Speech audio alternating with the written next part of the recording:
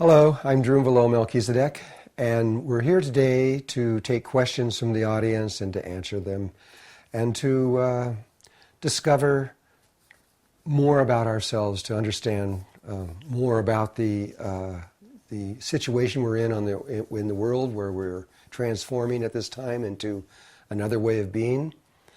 Some people call this ascension, and so I'm going to just get right into it. There's a man, Shankar, who lives in Seattle, Washington, and his question is that there is much speculation as to what will occur in 2012, and he lists things like the Earth shifting with a new frequency, Earth changes, ETs landing, the fall of the government, and moving from the third to the fourth, and then into the fifth dimension. And basically what he wants to know is if I have any insight that I can offer to those who are awakening to this oneness process and how best to prepare. This is a good question. That's why I started with this. Most of the world obviously is not aware that there's anything going wrong, even though if you just have your eyes open and watch the sun and the earth and the changes that are occurring right now, it's pretty clear to just about anybody that is truly watching what's happening in the world that there is something occurring right now that has never happened before. For example, the changes that are happening in our solar system, as presented through the Russian scientific community, are changes that would normally take millions of years to take place, and they've been occurring over the last 30 or 40 years. There are planets that have had magnetic pole shifts in our solar system, 2 of them.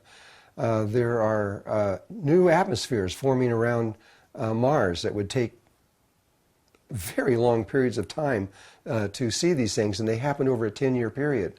There's an atmosphere forming on the moon, which there's never been one before, and there is now. And so there are a lot of changes. This is not just here on the Earth. So what does one do when they're confronted with the ideas that there could be ETs that are here and that there could be changes that are going to happen in the Earth and around the Earth? How does one prepare? You have to first realize that there is a change happening, because if you just ignore it or deny that any of that's happening, then you're not going to do anything.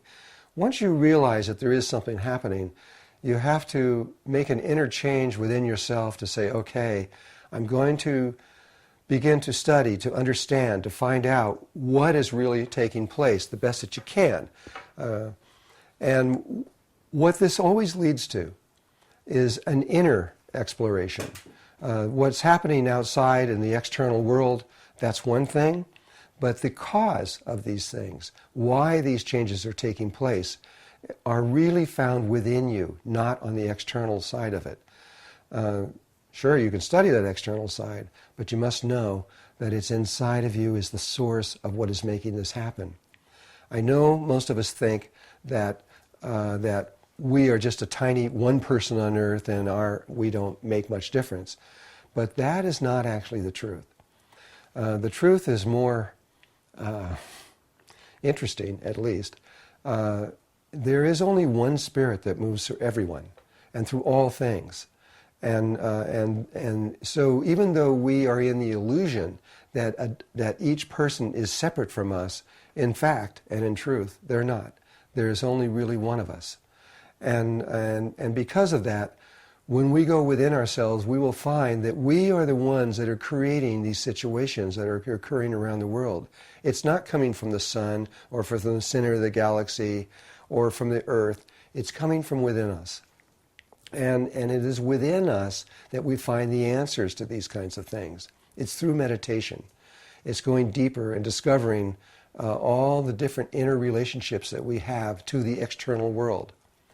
And now to get into a very practical thing is that it doesn't do you any good to go out and dig a hole in the ground and put food and guns and these kind of things to protect yourself against these kind of changes.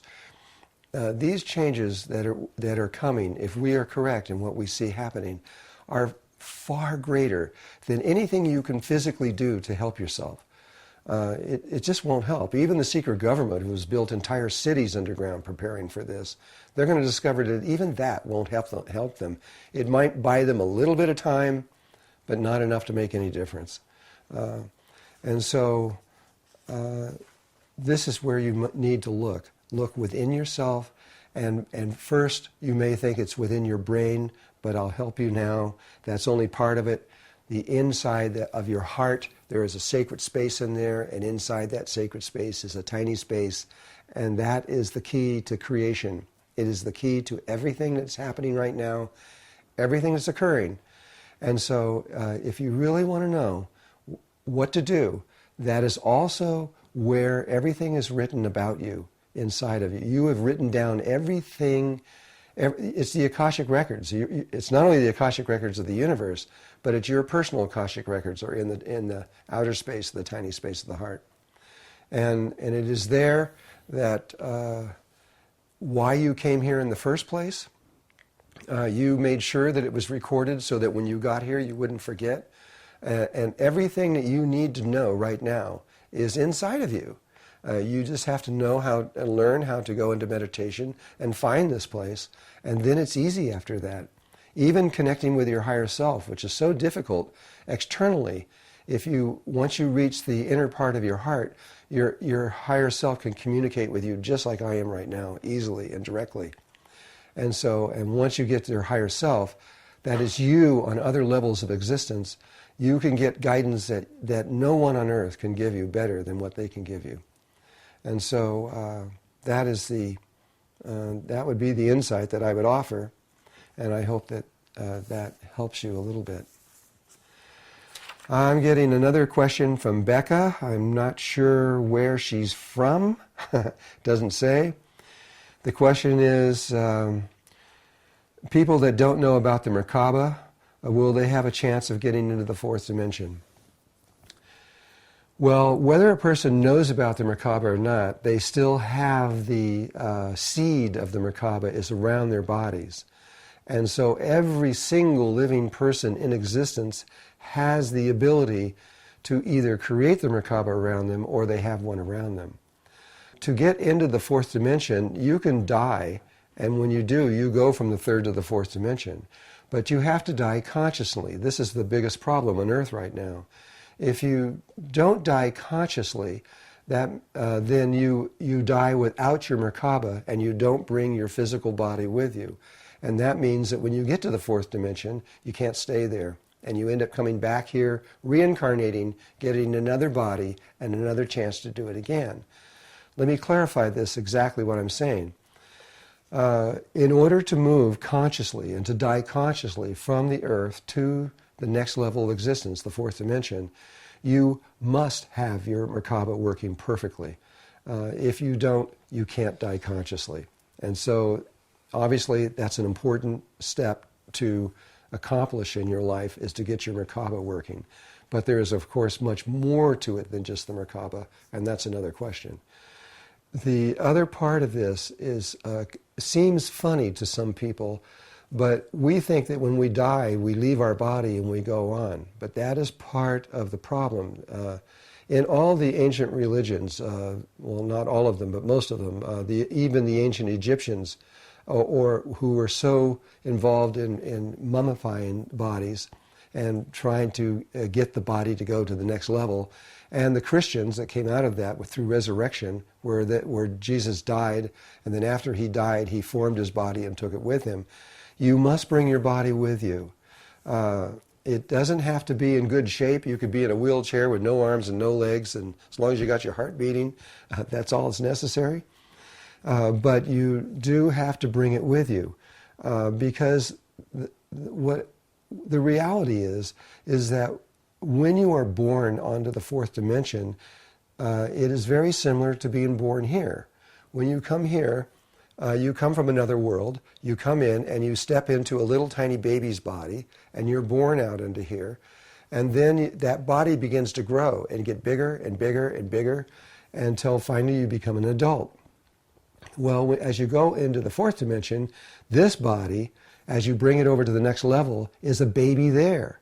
And it will do the same thing. It is also going to start growing. You're going to start getting taller, and you're going to reshape your body. New organs are going to form. A huge brain is formed. It's almost 3 times as big as the one you have now.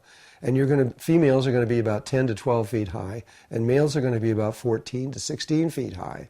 And it's very humanoid. It looks very much like us in many ways, but it's a very different body, and it is capable of functioning on the fourth dimension. And so I don't know if I answered that question or not. I hope that I did. But you do need your Merkaba, which was the basic question, to get into the fourth dimension.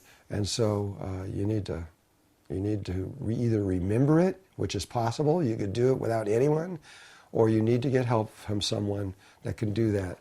We have a program with the Awakening the Illuminated Heart, which is a program designed for someone to do exactly that. You can go on to drunvalo.net and look under the School of Remembering, and there you will find people that are trained all over the world that can help you into remembering what the Merkaba is and how it all works. And a lot of more information that is actually far more important than even the Merkaba. Okay, let's see. This one is Kita from France, and she says that I mentioned that our fathers are from Sirius, but she's read from other channels that they are from the Pleiades. Okay, let me explain this. The creation of the human race came about from a mother and a father. Every race that's ever been developed always began with a mother and a mommy and a daddy, just like an individual. And in our case, it started from the Nephilim, which is a planet that is outside of our viewing here, but NASA has now located this planet, and they know that it's really real. And if you go back into the Sumerian records, which are the oldest written records on Earth, about 6,000 years old, that we know of anyway, there it explains exactly who these people are, the Nephilim, and it says right in there that they are the mother, the female part that created our race. The other part, the external part that came from off-planet to meet with us, was the Syrians. And they were the ones that are literally our father that joined with the Nephilim to create the human race. The Pleiadians are very, very close to the Syrians, even though the distance between their star systems is great. The lines of energy as they flow through time and space and dimension flow from the Pleiades to the to Sirius and to the Earth. And so there is a relationship between the Syrians and the Pleiadians. They're kind of like brothers and sisters. The Pleiadians do have a huge influence on Earth, as well as the Syrians. They both do. The Pleiadians are older, and they're farther advanced. The Syrians are third and fourth dimensional beings, whereas the Pleiadians are third, fourth, and fifth dimensional beings. They just started to achieve the fifth dimension in the last few months. It's a new thing for them. They're very excited. And so some people could see how the Pleiadians were a deep influence on creating our race, and they do have an influence on that, but they are not directly where the male energy came from. It came from the Sirius. From actually, to be specific, they came from Sirius B, third planet out. Okay, hope that helps. Okay, now we have a question from, oh boy, it's Guillaume. I don't know how to say that. And I don't know where this person is from either, but I'm going to answer the question because it's an interesting question, but I have to read it because it's a little bit. He says, he or she says, I have a deep love for all of us and also for all of creation. I would love to see our planet emerge in a galactic free space where everyone, human or not, is good with their individual evolution and where friendship is free for all to explore without personal agendas or mental power and interfering with human freedom and future evolution conditions.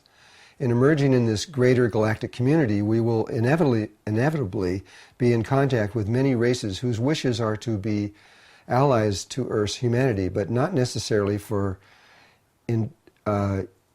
entirely selfless reasons. So the question is, how do you perceive us jumping in the arms of grown-ups that have their own agenda? And how do you perceive them opening their arms to us without us having any real enlightenment as to the reasons as to why or how to keep our freedom. Do you think we can secure our future sovereignty as humanity and be excited and jump without much knowledge into this new galactic association at the same time? This question is based on your understanding from polarity consciousness, and from polarity consciousness we see ourselves and other races as being separate from ourselves in the same way that we see myself separate from someone else as an individual. This is, again, not the truth. The truth is that there's one living organism, which is we call the universe, and everyone in there is all intimately connected together because there is only one spirit moving through everything. And so the idea that there are races that are warring, or just the idea of Star Wars, where the space is just in one big battle out there fighting each other, is not true. There is the universe is ancient, and it has organized itself very much like the human body, where there are areas that is the heart, there is areas that is the liver, the kidney, and we are all functioning together as one living being. And there are races that are coming out of, that are still in polarity, which is the very bottom of the barrel of consciousness. And some of these races are still emerging out of, you might say, like childhood into an adulthood, and they haven't reached there yet. And so there's a little tiny bit of conflict. But relative to the whole, it's a minuscule amount of things. So all of these, the greys and the reptiles and all these other people that have been kind of warring against us for a long time, this amounts to almost nothing in the entire equation of consciousness that is out there. And all of that is evolving to a point where all of us, the greys, the reptiles, and human beings, are all going to step out of polarity consciousness at some point and move into oneness. There is no choice. That's what happens, because there only is, in truth, oneness. There is only one thing. There is no two-ness. And so right now we have bodies, and we experience a male and a female body. We're still involved in polarity. When we move into the fourth dimension, we will still be in polarity. There will be male and female bodies, but we will have moved much closer to unity consciousness. So these bodies are almost all mass and very little energy. And everything here in this third dimensional world is almost all mass and very little energy. But in the fourth dimension, it's the opposite. Our bodies are almost pure energy with very little mass. Our atoms are separated by great distances. But what happens as we move into the fifth dimension and above, which includes all dimensions above the fifth dimension from there on up, there is no form anymore. We become formless, and we become the universe. We literally become the stars and planets and all that is. We entered into that level. So there is no idea or concept of one race being greater than another race, because it just doesn't exist on those levels. And then we begin to realize that there are other ways of becoming the universe. Life has figured out so far, since the beginning of time until now, they have calculated approximately 100,200 different kinds of Merkabas.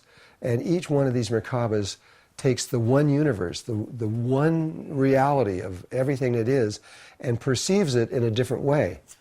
And so it looks and feels entirely different, but we're actually looking and experiencing and being the same thing each time. It's almost beyond our imagination of what I'm talking about, but this is how it is. And so we don't really have to be too worried at this point. What we will, when we move into the fourth dimension, there will be a little bit of this still going on, because we haven't quite moved into oneness, full oneness yet. But it's going to happen. It's inevitable. It's absolutely for certain will take place in the future. And so I know that from where we are now, it's hard to understand, but oneness is really the only true reality. And what we're in right now is just a deviation of oneness that, and we don't understand it yet. But don't worry about these other races. All higher races, and that's all in capital letters, bold and underlined, every single last one, without exception, all the higher life forms, understand that there is only one spirit that moves through everything, and long ago have moved into a way of perceiving it so that they care intimately about all life that exists everywhere because they know it is their body, it is them. And so we don't really have to be concerned about this. Besides, we're only going to be in the fourth dimension about 2 years experientially, and we're going to move on from there to another level of existence. And so all we have to do is just make this one step into the fourth dimension, and once we get there, we'll be fine. Everything will be fine, really. There's another question from, it's another hard word to say, Marike, M-A-R-I-J-K-E. And I don't know where he or she is from either. There is information on the internet about new types of Merkabas, or even that now the Merkaba is not necessary anymore. For example, one of these ideas is that on December 21st, 2012, the Merkaba of the Earth will be activated at 5534 frequencies, and that will produce the pole shift. Well, let's go back to the beginning. Personally, it was through me, from the Ascended Masters, through me, that the very idea of the Merkaba was presented to the earth, and exactly how it was created. What the earth doesn't understand, because of the way it was released, is that the Merkaba is not as important as we think it is. There is other factors within our body that are more important, way more important than the Merkaba. And it has to do with the heart and the relationship between the heart and the brain. And the Merkaba is essential, as everything else is, but it is not as important as we think. But to say that it is not necessary is coming from someone that has no idea what they're talking about. I'm sorry to be so blunt, but they just don't. Because the Merkaba is absolutely essential to move from one level to another. You cannot get there without having a Merkaba, period. But the idea that the Merkaba is going to change on December 21st and change its speed ratios and become something else, and that will produce the pole shift, that's speculation by people. The truth is, nobody knows exactly when that day is going to be. Even the Mayans themselves, who presented that day of December 21st, 2012, I've sat down with them and talked to them about this. And they don't know when the change is going to happen. It could happen from the beginning. There's a window around that date, which is about 4 years on either side. The window opened in October of 2007, and they are telling me that it will close sometime in late 2015, November, December 2015. And so the date when the change occurs, that we're all wondering when it will happen sometime between now, this minute, and sometime between the very end of 2015. And it could happen any day. And Don Alejandro Cerrillo has said that the likelihood of it happening on December 21st, 2012 is almost zero. It could be any day, any moment, any time during that time, and all moments are the same. But will the frequencies change from 34 to 21 to 5534? There's not one living person on earth that knows that for sure. Only way that can happen, and when it happens, and what we change to, and what shapes we change to, that probably will occur. But it is a relationship between Mother Earth and Father Sun. It comes from the sun to the earth responds to it, and when it does, that's when the change takes place. And we don't know this. It is purposely being shielded from the sun and the earth. And so anyone that tells you these kinds of things, they're guessing. They don't know. And it isn't not important for us to know either, because when this all occurs, our Merkaba that we have now, which is what the Earth and the Sun are using, and it's the reason why we're using it. The Earth and the Sun have a tetrahedral Merkaba based on 34:21 ratios, and so does the human body. But when we all make the transition over into another level, yeah, it's going to change, and whatever it changes to, we will automatically change according to what the Sun and the Earth set up. We don't even have to think about it. It will happen automatically. And so I really think that we should stop worrying about this Merkaba so much out there and trying to think that if we change it somehow, we're going to be able to get to the other side in a better way. That just is not possible. It has to occur according to the codes that come from the Sun to the Earth and then to us. And there is nothing we can do to change that. So, and we wouldn't want to, because in order to move cosmically in this way, we can't make those motions alone. It is the Earth and the Sun that causes ascension to take place. It doesn't happen from an individual. And so I hope that helps. And we'll go on to the next question. There was another question from Kita from France. And she says, I saw your conversation with Lilu. You mentioned that this universe will not exist at one point, and that we are going to move from the 144th level to the 145th level, and that we will end up in a brand new universe. Yes, I do agree with this, since basically I said it.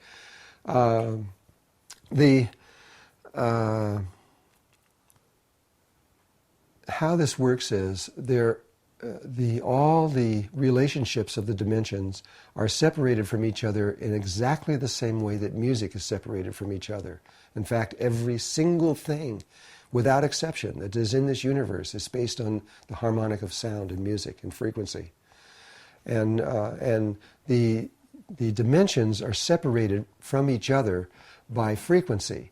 And in this particular case that they're talking about here, they're separated in exactly the same way the chromatic scale is, which is 12 notes, and the 13th note is the return, which is the same as the black and the white keys on the piano moving one octave. And if you look in the way the dimensions are, we are on the third dimension, meaning which would be equivalent to the third note on the chromatic scale.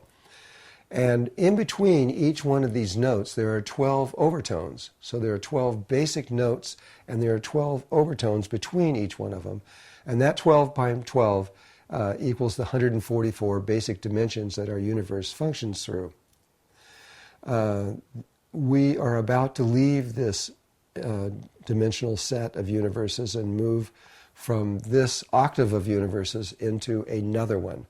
And when we do, we will move all the way up to the not just to the fifth dimension, fourth and fifth dimension, like some people are talking about, but we're going to continue. We're going to continue moving all the way up, all the way through all of them, until we get to the 144th.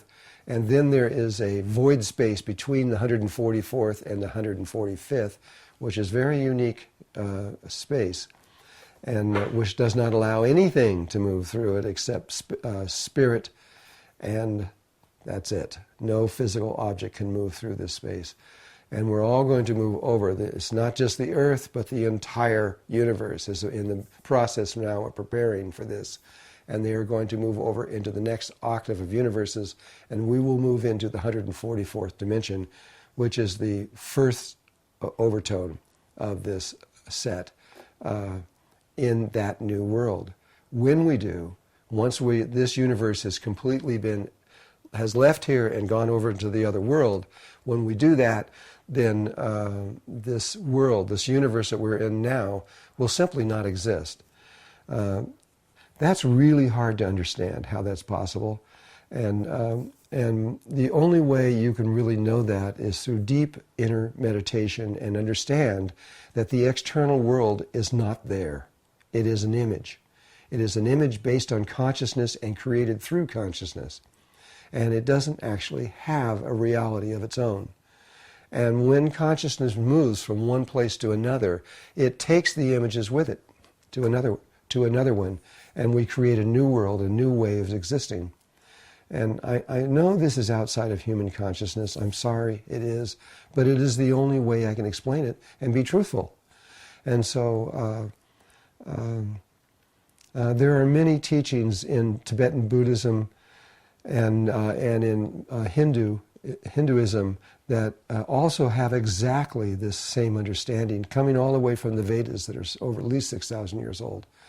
And so if you want to study the ancient Vedas, or go into Tibetan Buddhism or certain forms of Hinduism, you will see that they agree with this completely, that the universe is just an image. So is our body, by the way. Our body is just an image.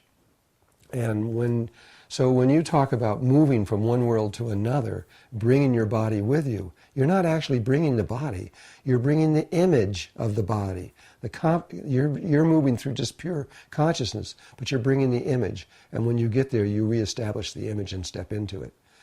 You know, this sounds outrageous, I know, but you know what I'm talking about deep inside of yourself. You've all done this before. This is not anything new. Every single last person on earth has done this before. And you know exactly how to do it. When you find yourself into the movement of this movement of spirit and consciousness to other levels of existence, it's going to be so familiar. You're going to know exactly what you're doing. And believe me, there's no reason for fear over any of this stuff. It's all fine. And every last person on earth is going to be fine. I know people are worried. They're worried about their children. They're worried about their family and their lovers and husbands and wives and everything. But really, life is immortal. Every last person on earth is already immortal.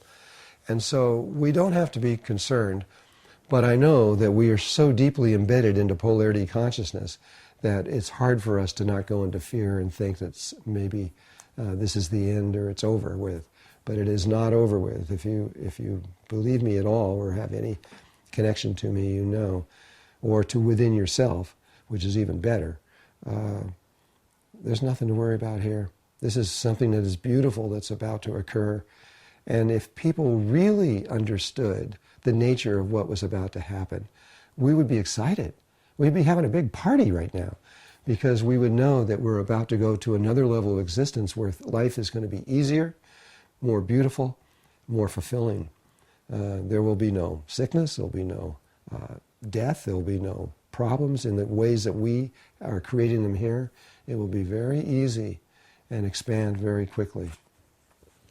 So I hope that, Gita, I hope that helps you. This is another question from Daniela, and I'm sorry, but you didn't say where you're from, so I don't know. But she was asking about the Mayan codices, and are they going to be revealed to us?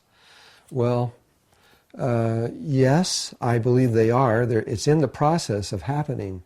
The Mayan codices, there have only been 3 codices ever discovered on Earth in modern times until just recently.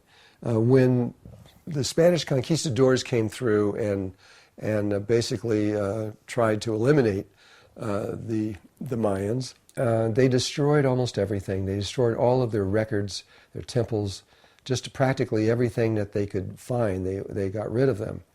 But and so all that was left over were 3. One of these is in the British Museum, I believe. One is in Spain, and I think one is in Germany. And that is all the real. A codex is a Mayan, is a book, is what it is. But it's usually just images, and without words. And these books are the only thing that we have left. But recently, through the Itza Mayan Council of Elders in the Yucatan, one of their members, a man named Hunzbatsman, came up to me about a year ago, and they had discovered 2 more codices. And he brought one of these up to show me. It was very, very interesting because it was kind of like an accordion where you would unfold it out like that. It was all one piece. and then it was written on one side and the other side, and there were 13 pages that would unfold. And there's been a controversy in the Mayan culture between the Guatemalan Council of Elders and the Yucatan, it's a Mayan Council of Elders. The Itza Mayan Council has been stating all along that the Mayans were into crystal skulls and into preserving knowledge through them. They're actually very much like computers, the way we use them. And the Guatemalan Mayans have been saying that no, we have never been involved in crystal skulls. But that controversy is over now, forever, because as Hoonsbatsman showed me this codex, which has now been carbon dated to about 1300 and has been authenticated by at least 2 universities, which is necessary to make it authentic. It shows right on there on the very first page, it shows these Mayans, these ancient Mayans back to about 1300, doing ceremony, and in their hands they're holding 5 crystal skulls. And so we now know for certain that the Mayans were involved in the crystal skulls. Well, that is information that we have now has been delivered to us from the codices. That codex by the name is called the Wind Call, and will slowly come out into the knowledge of the world. After that, just a few weeks after that, someone came to me personally, and who was a treasure hunter, and they had discovered 7 more codices.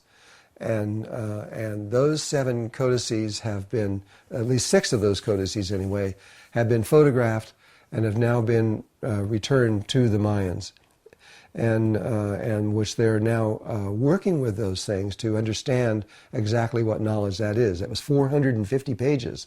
That was more pages than all the 5 codices in the entire world.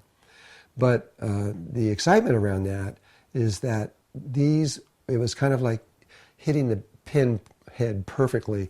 In these 7 codices was the knowledge of exactly how to go from the 3rd to the 4th dimension.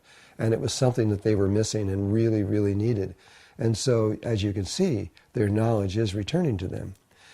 Now we have discovered in a museum in Los Angeles, in their basement, hidden away from the whole world, that there's over 1,000 codices, Mayan codices, and they are ancient. They have been carbon dated, and they have been authenticated. And so we know they're sitting there, and we are in the process of trying to get these. This has not been easy because the museum does not want to reveal these for some reason. And so we've been working for several months trying to find a way to do this. If there's somebody out there that has any way to help us, especially with funding, that would be very, very good. We can get it so that you can give us this money through a nonprofit, because this whole procedure will be not for profit. We're not going to do this to make money. That's not in our hearts to do that. So those are some of the questions, and next time perhaps we will go on with more of these questions. I think we're setting this up so we do this every Wednesday, and we'll just continue to ask your questions.